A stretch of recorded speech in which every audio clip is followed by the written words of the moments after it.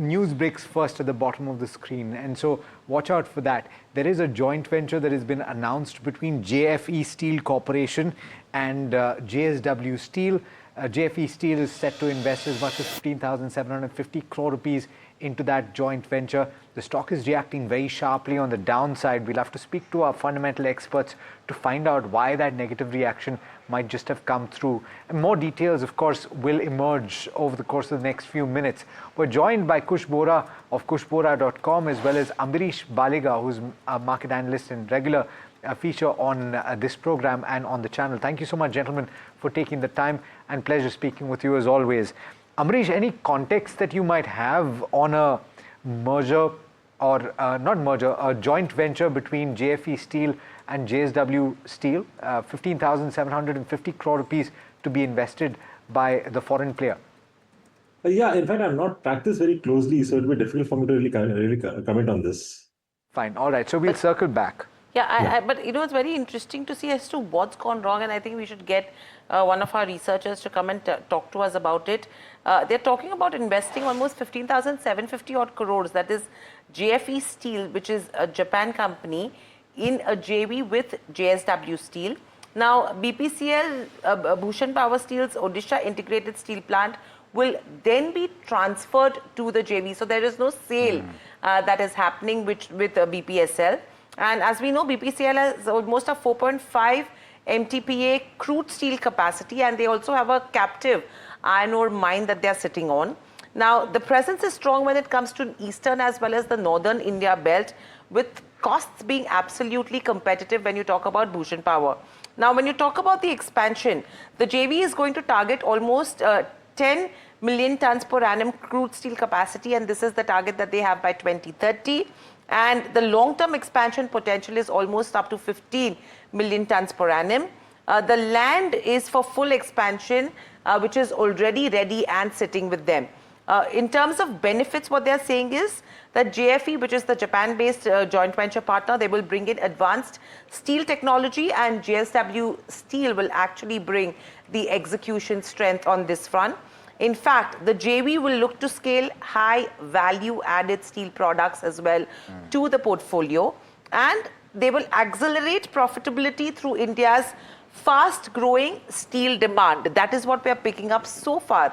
What is interesting right now is that the stock of JSW Steel, on the back of the announcement of this JV, actually saw a deep down, hit an intraday low of nearly 4.5%, and from there it started to see some bit of a correction that has come in as well.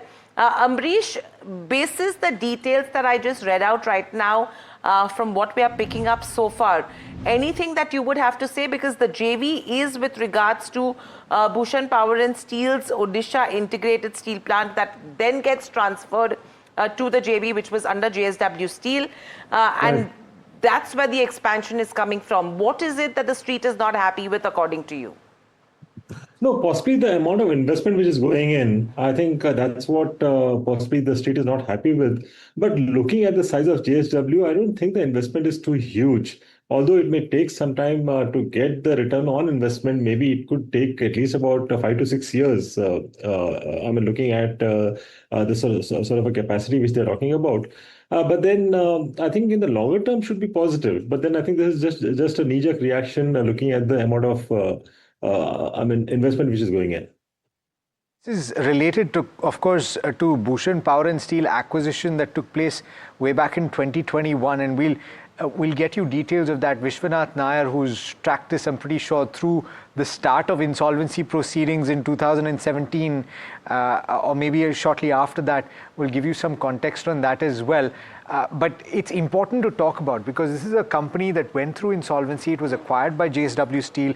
It had functioning assets, and to build on those assets and to ramp up capacity, I guess that this is the joint venture that is going to do that, Hiral.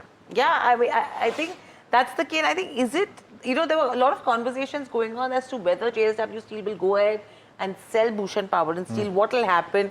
And now we have, in fact, Vishy who's standing by as well, who's been tracking this story pretty closely. Vishy, what are you picking up? Because a lot of chatter that was going on where The idea was to either sell 50% in Bhushan Power and Steel to the Japanese steel maker. Now they are looking at a JV that has happened between the two of them, and the entire asset will be transferred to the JV. One, what would this mean actually for JSW Steel? And two, is it something that the street is not going to be happy with? Yeah, so difficult for me to comment on what the street would be happy or not happy with. The point is that this equity infusion that is going to come into Bhushan Power and Steel will help, of course, boost capacity as far as JSW Steel is concerned. Currently at about 4.5 million tons per year, that's the kind of crude steel capacity that the asset has, Bhushan Power and Steel. It's one of those assets which was in the doldrums under the previous management, and then of course JSW Steel took over under insolvency and has spent over the last 6 years or so revamping that entire facility, bringing it back into the black and ensuring that the production from that capacity is going to aid JSW's overall business, so which it has achieved. Now with the entry of JFE, which is of course a Japanese partner that JSW Steel has had for a while, but this direct JV between the two of them, a 50-50 JV, that is actually going to help boost that steel production capacity. JFE is widely known globally for having state-of-the-art technological advancement in steel production.